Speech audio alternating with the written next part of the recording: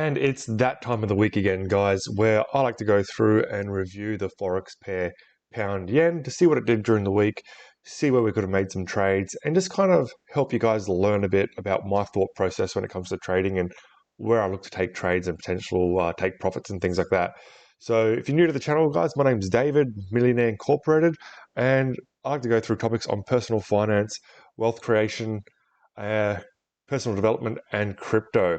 And like I said in the intro, on weekends, I like to go through and review the pound yen Forex pair.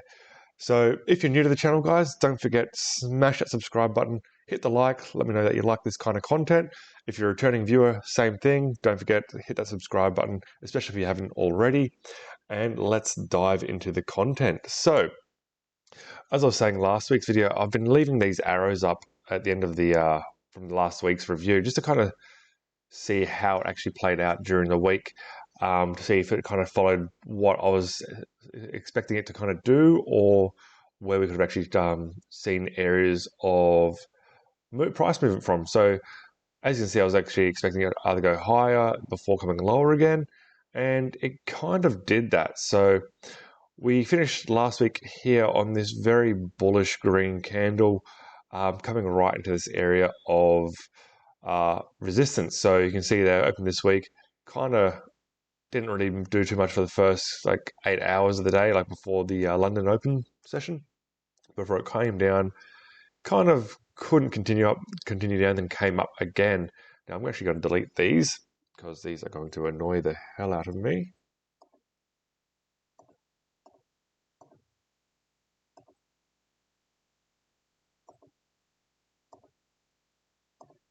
So yeah, so you see, looked like it was actually respecting that kind of area of resistance, came lower, but kind of exhausted here and just couldn't continue its momentum down. So in one sense, you could also almost say it actually respected this area just here.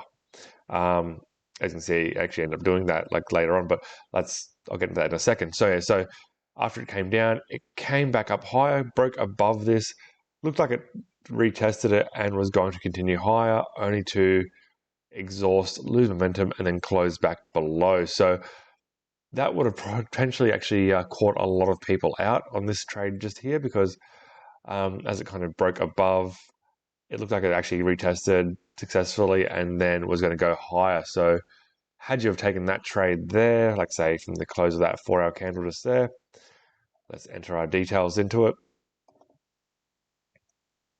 40 pip stop loss, as I like to say. 80 pip take profit, that's risk reward 2 to 1. You were going to be looking at trying to come up to these highs of these candles just here, which would have been actually a reasonable kind of take profit area, but you can see it didn't actually quite do that. Actually kind of lost momentum and came lower and then broke below that area again. So I'll delete that.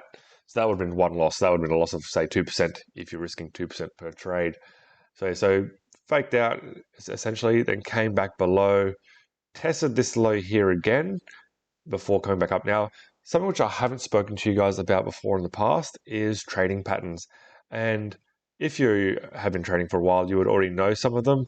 One in particular, which is a head and shoulders. So I'm just going to draw in a couple of things here, kind of watch what we watch for. So this area just here, which would have been the neckline. Now I'm actually going to extend this out over this way a bit as well. So you can kind of see it actually kind of was an area where it was kind of restricting. Now you want to probably either take it down to the bottom there, like in that area there somewhere. So as you can see, came up, created a left shoulder, came down, tested this area, came up, created a head, came back down again and tested this neckline once more, and then came up for the third time, creating the right shoulder. So I'm going to draw in another area. So we had the left shoulder just here, which would have also been an area of resistance, which coincides with that 153.05 kind of area there. And this up the top here is the head. So let me just draw in some arrows here. So just kind of I paint this a bit more clearly for you. So head and shoulders is left shoulder, test the neckline, create a head, test the neckline again, right shoulder, before moving lower. Now, when actually, damn it, delete that, get rid of this. So there's two places you can actually take this short trade from, and that's when it actually comes up and tests this left shoulder, or when it actually breaks and retests this neckline. So I actually had one of my losses this week was from actually thinking it was going to actually continue lower from this area here. As it kind of came down, I put in a sell order. I'll show you actually where, because I did it on the 1 hour, but I did it a bit too early. So I actually kind of put the selling order just here. There. Yeah, as it came back up to test this area here. So I put in a sell just here. It obviously went higher again. Took a bit of a loss, unfortunately, because I was a bit too eager. I thought it was going to just kind of break below that and continue on. So quick 2% loss, but that's part of the trading. And then as it came back up here, I actually did take a sell from this area just here. I think I did it on the 4 hour. It was a bit cleaner to take. So yes, I actually took a short position from this candle just here. So let's pop in our risk reward numbers again. So 40 pip stop loss, 80 pip take profit. And that goes right down. So you can see that it was a pretty easy, quick trade to take as it kind of broke below that area there. Then as it kind of came back up, you could actually see actually respected this area down the bottom here, which is a 151.70, 151.75, 151.80 kind of area. And let me just zoom out so I can actually see why I drew that area in there. So I think that was from this area just here. Let me go to the weekly. Might make more sense on that.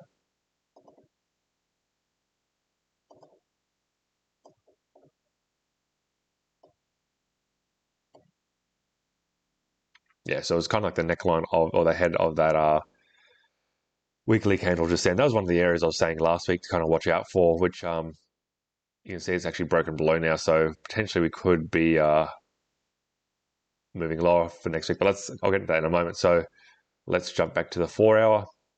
So yeah, so that was one trade you could have taken there. Like I said, that's a bit more of a riskier trade because you are anticipating that it is going to just continue lower from that right shoulder. The safer trade to actually take would have been from this retest of this area just here. So let's jump down to like a 1 hour and see what it actually did. So you can see it actually had a bit of quite a solid move up. Let's go to the 30-minute, see if it's anything cleaner. You probably would have wanted to take it from this area just here as it kind of broke below that area there. So you kind of saw that big move up there. I think that was news, which gave that impulse. But overall, the trend is kind of going a bit of a more downward pattern at the moment. So you could have taken it as it retested this area here. Let's enter our numbers as always. 40 pip stop loss, 80 pip take profit.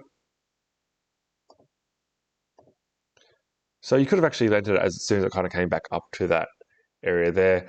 That's where it kind of becomes a bit more tricky on how and where you actually draw your zones, because if you put it at this area here, you would have been stopped out. So if you actually let's drop that to there. So you would have needed at least a 45, 50 pip stop loss to actually take that trade. Had you just left it at 40 pips, you would have been stopped out quite easily. So yeah, that takes a bit of practice. Even myself, I've got to continually practice that.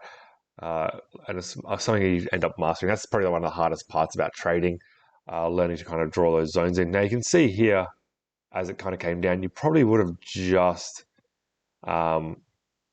hit that take profit just there. And you could have potentially even just taken profit just at the low of these candles here. So that would have probably been a little bit safer. Had you taken it from that 30-minute candle there, you could have dropped your stop loss just to there, just above those candles, so like a 25 pip stop loss, and that would have potentially given you like a 3-to-1 risk reward ratio for that. Then as it came back up again, you could have potentially taken another trade as it touched once more. So let's go to the 1 hour. So you're probably taking it on the close of that candle just there. I actually didn't take this trade because I was driving at the time. And safety first. You obviously can't check charts and try to drive at the same time. That is just mental. So do not do that. So you can see that there, quite reasonable trade as it kind of came back up and tested that neckline once more. So they were probably your 3 easiest trades to take for the week. Like I said, when it comes to head and shoulders and chart patterns, especially with the head and shoulders chart pattern, there's 2 places you can actually take that trade from. One, or 3 really, from that right shoulder as it kind of closes and confirms that right shoulder before moving lower. As it actually breaks the neckline, that's the second place you could actually taken a trade from. You could, like I said, breaking that neckline, probably taking it just here as it kind of broke below that, but you probably wouldn't have hit your take profit until later in the week. As you can see, it would have waited almost half a week just for that one trade. Or as it retests that neckline, as it did twice this week. So those are your probably 3 trades you could have taken this week. You could have even potentially had just let this one try and go longer, as we are probably moving into like a bit of a downward move now. One of the take profits could have been at the low of this candle just here at the 151.20 area, or even lower. Let me just kind of clean this up a bit to this area just here. I'm actually going to delete that. I don't think that's going to be relevant for a while. Actually, I'll clean it up and just make it a bit smaller, because this might be an area we need to kind of have an eye on for next week. So yes, I think I drew that in last week, where price has kind of came to this area in the past and either respected or had a bit of price action in this area. So that might be an area to kind of monitor, that 151 kind of 151 area, 150, 80 to 151. So that might be an area for the week moving ahead. So, but you can see there, higher highs, lower highs, lower lows, lower high, lower low, and it's just kind of moving that zigzag pattern down now. Although messy, but it's making its way down. So for the week ahead, let's clean these up. Some other chart patterns you want to look at as well are like M and W patterns. They tend to be like the most reliable patterns, which you can actually take trades from. So M pattern, obviously, I'll just draw it in here on the side, is something which kind of comes up, tests, comes back lower, comes back higher, and moves lower again. Now you can either take the trade as it breaks that kind of low there, or as it kind of comes back up and tests that kind of high again. So you just want to kind of see confirmation on that. So you want to kind of see exhaustion on lower and higher time frames. Be careful at close to like 4-hour candle closes, because it can go through a bit of manipulation before actually moving lower. Kind of takes people's monies out of the game. People kind of panic. They sell because thinking it's not going their right way. Then all of a sudden, next 15 minutes or last 15 minutes of the candle, it just shoots down in the direction you already anticipated. So one of those things, best to try to just put your numbers in your trade plan and just let the trade go until completion, either hitting the stop loss or taking profit. So another pattern is an M pattern. So as it comes down, kind of creates a low, comes back up, creates another low, doesn't break below, and then kind of moves back up higher again. So when it actually breaks like that kind of neckline there, you can actually wait for it to kind of come back up, test before moving higher again. So that's one thing you can do when it comes to trading. So those are probably 3 chart patterns I look for. M and W more so than head and shoulders. A bit more reliable, but definitely still useful. So let me just clean this up first quickly.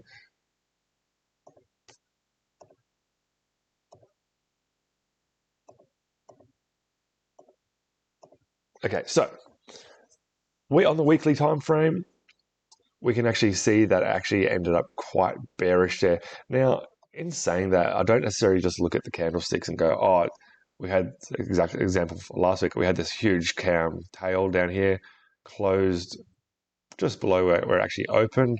So potentially it could be moving higher because we are overall in an uptrend.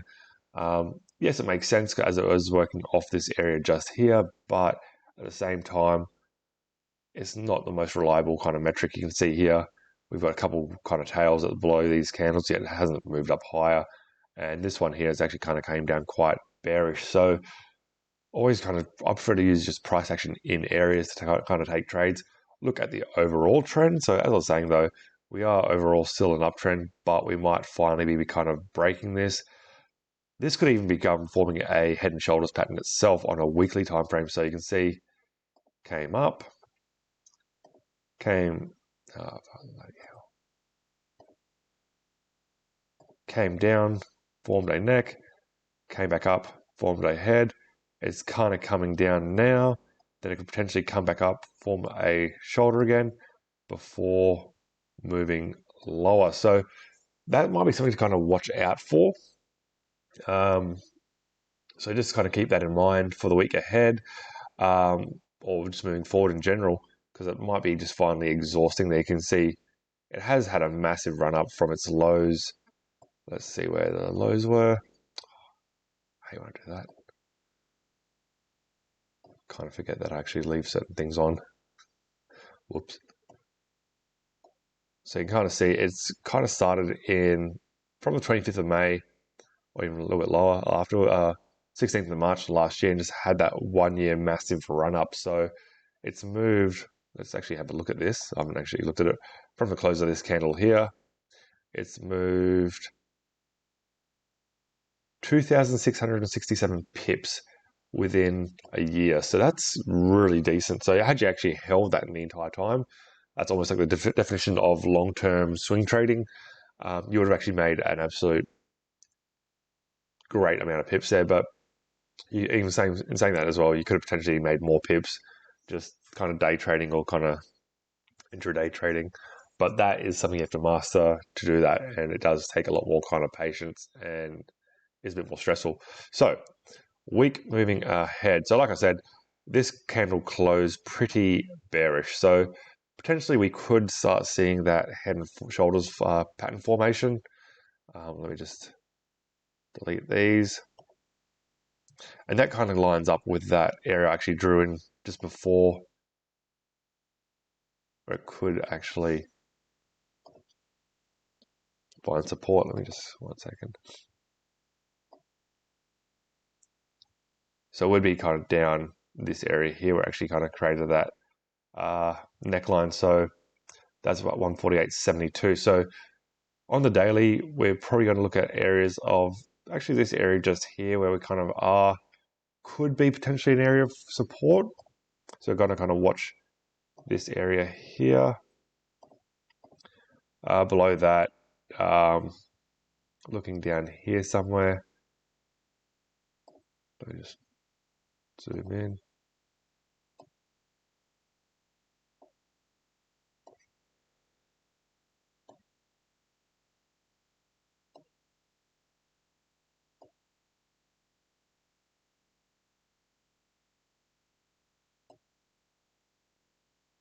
So you got to kind of watch these areas here. So you can see it kind of actually did find support in this area over here. So potentially it could find same thing, support there. So what we could see is something like this happening for the week ahead. So opens in this area somewhere, comes lower to this area here, finds support, comes back up to this area here, or even get to that area there before moving lower. Or same thing, did it again.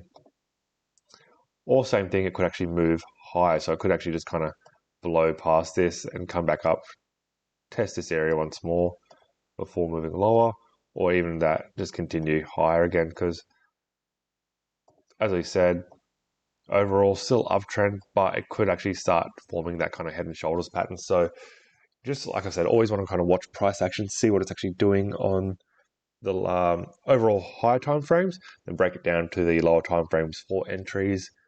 As always, use your proper risk management. So don't risk more than 2% of your portfolio per trade. I've actually dropped down to 1%. I'm taking a lot less trades, like maybe 1-2 a week. And I'm quite happy with taking 1% profit per week. Even it's not massive, but over time you can compound it and actually make a significant amount of money. So that 50% kind of return kind of thing over the year, if it compounds, it's actually a lot more than 50%. It's actually about 70, 75%, give or take. It's a lot better than what you're actually getting in the banks and from a lot of other investments have you just left it in. But this method does take a lot more stress, a lot more patience, a lot more practice. You do see all those influencers online shilling their products, going, "Oh my god, I made $20,000 thanks to this person." Yada yada yada.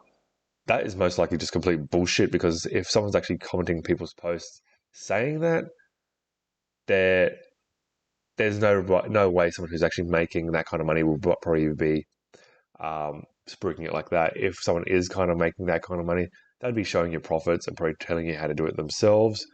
One person I actually do highly respect and who actually mentors me is Ali Lee Forex, Cloud9 Forex. So check her out.